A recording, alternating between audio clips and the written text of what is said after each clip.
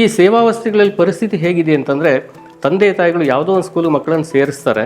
ಆ ಕೆಲಸದ ಒತ್ತಡದಿಂದ ಆ ಶಾಲೆಗೆ ಹೋಗ್ತಕ್ಕಂಥ ಮಗು ಏನಾಯಿತು, ಹೇಗೆ ಓದ್ತಾ ಇದೆ, ಆ ಶಾಲೆಯಿಂದ ಬಂದ ಮೇಲೆ ಅವನ ಚಟುವಟಿಕೆ ಹೇಗಿದೆ, ಯಾರ ಜೊತೆ ಸೇರ್ತಾನೆ, ಇದನ್ನೆಲ್ಲ ಗಮನಿಸೋದಿಲ್ಲ. ಕೆಲವರು ಬಡತನ ಇರ್ಬೋದು, ಕೆಲವರು ದುಶ್ಚಟಗಳಿಗೆ ಬಲಿಯಾಗಿ ಪೇರೆಂಟ್ಸ್ ಕೂಡ ಮಕ್ಕಳ ಕಡೆ ಗಮನ ಕೊಡೋದಿಲ್ಲ.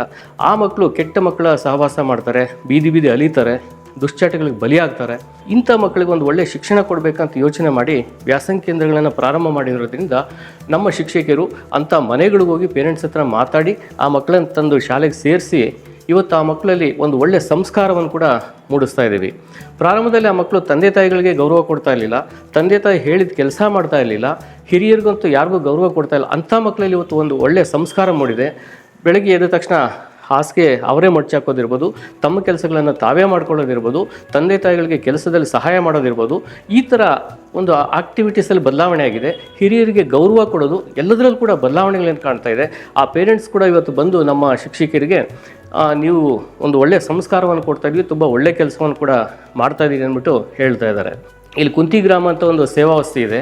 ಅಲ್ಲಿ ಹಕ್ಕಿ ಪಿಕ್ಕಿ ಜನಾಂಗ, ಅವ್ರ ಪರಿಸ್ಥಿತಿ ಹೇಗಿದೆ ಅಂತಂದರೆ, ಬೆಳಗ್ಗಿಂದ ಸಂಜೆವರೆಗೂ ಮಕ್ಕಳನ್ನು ಚಿಂದಿ ಪೇಪರ್ ಹಾಕಿ ಕಳಿಸ್ಬಿಡ್ತಾರೆ, ಅವ್ರಿಗೆ ಶಾಲೆಗೆ ಕಳಿಸೋದಿಲ್ಲ. ಆ ಮಕ್ಕಳು ಹಾಯ್ಕೊಂಬಂದಿರ್ತಕ್ಕಂಥ ಪೇಪರು ಅದನ್ನು ಮಾರಿ ಬಂದಿರತಕ್ಕಂಥ ಹಣದಿಂದ ತಂದೆ ತಾಯಿ ಜೀವನ ಮಾಡ್ತಾರೆ. ಇವರು ಬೆಳಗ್ಗಿಂದ ಸಂಜೆವರೆಗೂ ಈ ಆನೆಗಟ್ಟ ಆಡ್ಕೊಂಡು ಕೂತ್ಕೊಳ್ಳೋದು, ಈ ಮಾತಾಡ್ಕೊಂಡು ಕೂತ್ಕೊಳ್ಳೋದು, ಹರಟೆ ಹೊಡ್ಕೊಂಡು ಕೂತ್ಕೊಳ್ಳೋದು, ಈ ಥರ ಒಂದು ಬೇಜವಾಬ್ದಾರಿಯಿಂದ ವರ್ತಿಸ್ತಾ ಇರ್ತಾರೆ. ಆ ಮಕ್ಕಳಿಗೆ ಎಜುಕೇಷನ್ ಕೊಡೋದಿಲ್ಲ. ಅಂಥವ್ರ ಮನೆಗಳಿಗೂ ಕೂಡ ನಮ್ಮ ಶಿಕ್ಷಕರು ಹೋಗಿ ಅವ್ರಿಗೆ ತಿಳುವಳಿಕೆ ನೀಡಿ ಆ ಮಕ್ಕಳನ್ನು ಕೂಡ ಶಾಲೆಗೆ ಸೇರಿಸಿದ್ದೀವಿ. ಜೊತೆಗೆ ಸಂಜೆ ಟೈಮ್ ನಮ್ಮ ವ್ಯಾಸಂಗ ಕೇಂದ್ರಕ್ಕೆ ಕರೆಸ್ಕೊಂಡು ಒಳ್ಳೆ ಶಿಕ್ಷಣವನ್ನು ನೀಡ್ತಾ ಇದ್ದೀವಿ. ಅಲ್ಲಿ ಯುವರಾಜ್ ಅಂತೇಳಿ ಒಬ್ಬ ಹುಡುಗ 7ನೇ ತರಗತಿ ಓದೋಷ್ಟೊಳಗೆ ಅವನಿಗೆ ಶಾಲೆ ಬಿಡ್ತಕ್ಕಂಥ ಪರಿಸ್ಥಿತಿ ಬಂತು. ಯಾಕೆ ಅಂದರೆ ಬಡತನ. ಆ ಮಗುಗೆ ನಾವೇ ಸ್ಪಾನ್ಸರ್ ಮಾಡಿ ಅವನನ್ನು ಒಂದು ಮಾಸ್ಟರ್ ಡಿಗ್ರಿ ಮಾಡಿಸಿದ್ದೀವಿ. ಪ್ರಸ್ತುತ ಈಗ ಅವನು ಬಾಂಬೆನಲ್ಲಿ ಕೆಲಸ ಮಾಡ್ತಾ ಇದ್ದಾನೆ. ಇಲ್ಲಿ ಸುನೀಲ್ ಅಂತೇಳಿ, ಇಲ್ಲಿ ವರಲಕ್ಷ್ಮೀ ನಗರ ಪಕ್ಕದ ಸೇವಾವಸ್ಥೆ, ಕವಲ್ ಬೈಸಂದ್ರ ಪಕ್ಕದಲ್ಲಿ ಇರ್ತಕ್ಕಂಥ ಒಂದು ಸೇವಾವಸ್ಥೆ ಸುನೀಲ್ ಅಂತೇಳಿ, ಅವನಿಗೂ ಕೂಡ ನಾವು ಸ್ಪಾನ್ಸರ್ ಮಾಡಿರೋದ್ರಿಂದ ಇವತ್ತು ಅವನು ಚೈನಾದಲ್ಲಿ ಕೆಲಸ ಮಾಡ್ತಾ ಇದ್ದಾನೆ. ಅವರು ನಮ್ಮ ರಾಷ್ಟ್ರೋತ್ಥಾನ ಪರಿಷತ್ತನ್ನು ನೆನೆಸ್ಕೊತಾ ಇದ್ದಾರೆ. ಸೇವಾವಸ್ಥೆಯಲ್ಲಿ ಒಬ್ಬ ವಿದ್ಯಾರ್ಥಿ ನಾಗೇಶ್ ಅಂತ, ಅವನು ತುಂಬ ರೋಡಲ್ಲಿ ಆಟ ಆಡ್ತಿದ್ದಂಥ ಹುಡುಗ. ಶಾಲೆ ಬಿಟ್ಟ ನಂತರ ರೋಡಲ್ಲೇ ಇರೋನು ಜಾಸ್ತಿ. ಅವರು ಮನೆಯಲ್ಲಿ ಪೇರೆಂಟ್ಸು ಕೆಲ್ಸಕ್ಕೆ ಹೋಗೋರು, ಜಾಸ್ತಿ ಶಿಕ್ಷಣದ ಬಗ್ಗೆ ಗಮನ ಕೊಡೋಕ್ಕಾಗ್ತಾ ಇರಲಿಲ್ಲ. ಆ ಮಗುನ ಗುರುತು ಮಾಡಿ ನಾವು ಈ ಸೇವಾವಸ್ಥೆ ಒಳಗಡೆ ಕರ್ಕೊಂಬಂದು ಸಂಜೆ 2:15 ಗಂಟೆ ಅವನು ಈ ಕೇಂದ್ರದಲ್ಲಿ ಕುತ್ಕೊಳ್ಳೋಕೆ ಅವನು ಕಷ್ಟ ಆಗೋದು. ಬಂದಿದ್ದ ತಕ್ಷಣ ಒಂದು 15 ನಿಮಿಷ ನಾವು ಸಂಸ್ಕಾರವನ್ನು ಕೊಡ್ತೀವಿ. ಚಪ್ಪಲಿ ಹೇಗೆ ಸಾಲನ್ನು ಬಿಡಬೇಕು, ಶಿಸ್ತಾಗಿ ಹೇಗೆ ಕೂರಬೇಕು, ಮತ್ತು ಹಿರಿಯರಿಗೆ ಹೇಗೆ ಗೌರವ ಕೊಡಬೇಕು, ಮತ್ತು ಭಜನೆ, ಶ್ಲೋಕ, ಹಾಡು, ಈ ಥರ ಒಂದು 15 ನಿಮಿಷ ನಾವು ಹೇಳ್ಕೊಡ್ತಿದ್ದೋ. ಇದನ್ನು ಹೇಳೋಕ್ಕೆ ಅವನಿಗೆ ಕಷ್ಟ ಆಗೋದು. ಅವನು ಹೊರಗಡೆ ಆಟ ಆಡ್ತಿರೋ ಕಾರಣದಿಂದ ಇಲ್ಲಿ ಅವನಿಗೆ ಇದನ್ನು ಹೇಳೋಕ್ಕೆ ಕಷ್ಟ ಆಗೋದು.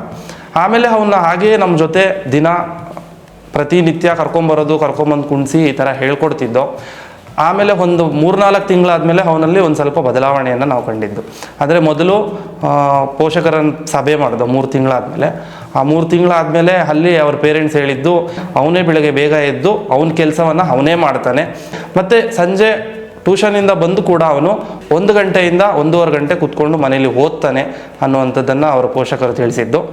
ಆ ಹೊರದೇಶಕ್ಕೆ ಹೋಗಿರ್ತಕ್ಕಂಥ ವಿದ್ಯಾರ್ಥಿಗಳು ತಮ್ಮ ಸಂಬಳದಲ್ಲಿ ರಾಷ್ಟ್ರೋತ್ಥಾನಕ್ಕೆ ಕೃತಜ್ಞತೆ ಸಲ್ಲಿಸ್ತಾ ಅನಾಥಾಶ್ರಮಗಳಿಗೆ, ಬಡ ಜನರಿಗೆ ದಾನ ಧರ್ಮಗಳನ್ನು ಮಾಡ್ತಾ ಆ ಒಂದು ಜ್ಞಾನವನ್ನು ಅವನು ಬೆಳೆಸ್ಕೊಂಡಿದ್ದಾರೆ. ಇದು ಕೂಡ ಸಮಾಜದ ಮೇಲೆ ಬಹಳಷ್ಟು ಪರಿಣಾಮ ಬೀರ್ತಾ ಇದೆ.